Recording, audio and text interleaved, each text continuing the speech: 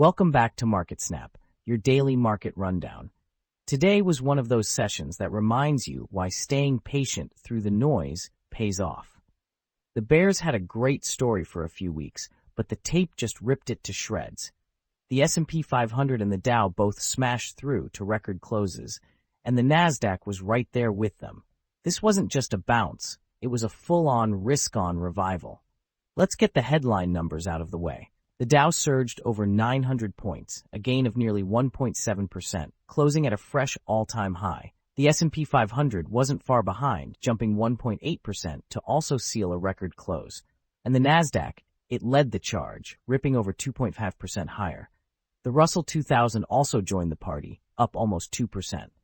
It was a broad-based melt-up, with the VIX, the market's fear gauge, ticking up slightly, but still hovering at a comfortable 16.5. The big picture here is that the S&P 500 has now reclaimed all of its summer losses, and then some. This is the 25th record close of the year, and it comes after a 42-day break from that milestone. For anyone who sat tight during the recent momentum crash, you're being rewarded. The correction we saw in July is looking more and more like a textbook bull market shakeout. The Nasdaq's move is particularly interesting. It's still about 2% off its own all-time high, but the speed of this recovery has been something to watch. The tech-heavy index is being powered by a massive rotation back into AI names, and the leader of that charge was none other than Palantir. Palantir was the absolute star of the day, ripping nearly 30% higher. The company delivered another blowout quarter with revenue growth that blew past expectations and a raised outlook that silenced a lot of the AI skeptics. It was a clear signal that the AI trade isn't dead, it's just become more selective. And the market rewarded that selectivity in a big way. The AI ripple effect was felt across the entire semiconductor complex. Intel surged nearly 11%, ARM Holdings jumped over 17%, and Marvell Technology added almost 13%. Even the AI server names like Dell and Supermicro were up big. It was a clear risk-on day for anything with a chip in it. But while tech was flying, the energy sector was getting hammered. The big driver here was geopolitics. Treasury Secretary Bessent signaled that a deal to reopen the Strait of Hormuz could be imminent, which sent oil prices tumbling over 5%. That hit the oil majors hard, with names like BP and Diamondback Energy both down over 3%. It's a classic headline-driven move, and a reminder that energy is often more about politics than fundamentals in the short term. It wasn't just energy, though. Chipotle got hit with a salmonella scare in Minnesota and dropped nearly 10%. And Rockwell Automation, despite a beat-and-raise quarter, saw its stock fall over 7%. Sometimes the market just wants to sell the news, even when the news is good.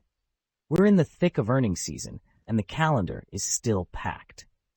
This week, we've got heavy hitters like Nike, Constellation Brands, and General Mills reporting. But the one everyone's watching is AMD, which is set to report after the close. With the AI trade reigniting, all eyes will be on their data center numbers and guidance. You can find exclusive earnings transcript summaries on MarketSnap. Zooming out to the weekly performance, the rotation story becomes even clearer. CoreWeave and Nebius are up over 20% on the week, and Microsoft and Amazon have both added nearly 24%. This isn't just a one-day pop, it's a sustained re-rating of AI infrastructure names.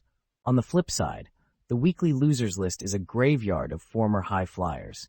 Alnylam Pharmaceuticals is down over 23%, Reddit has fallen 15%, and even Apple is off more than 10% on the week. It's a stark reminder that in this market, momentum cuts both ways. Looking at the sector action over the past week, technology and industrials are leading the charge, both up over 2%. This is a healthy sign. It suggests the rally is broadening out beyond just the mega-cap tech names and into the cyclical parts of the economy. On the other end, real estate and utilities are the laggards, both down over 1% on the week.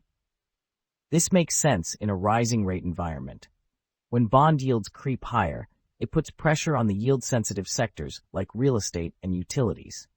One of the most interesting macro stories is the coordinated intervention in the yen. The U.S. Treasury joined the Bank of Japan in buying yen, a historic move that's created a hard ceiling for the currency. This is a big deal because it's not just about Japan. A stable yen is critical for the entire Asian region, and it removes a major source of global market uncertainty. And on the economic data front, we got a slightly cooler jobs report, with job openings falling to a 3-month low. That's actually a bit of a double-edged sword. On one hand, it suggests the labor market is losing some momentum. On the other, it gives the Fed more cover to eventually cut rates, which is what the market wants to hear. That's a wrap for today's stock market summary from MarketSnap. Thanks for tuning in. If you found this breakdown useful, make sure to hit that subscribe button and turn on notifications. We're here every day to help you cut through the noise and focus on what really matters for your long-term wealth. And don't forget to check out our exclusive SWOT analyses on MarketSnap to get a deeper edge on your favorite stocks. See you tomorrow.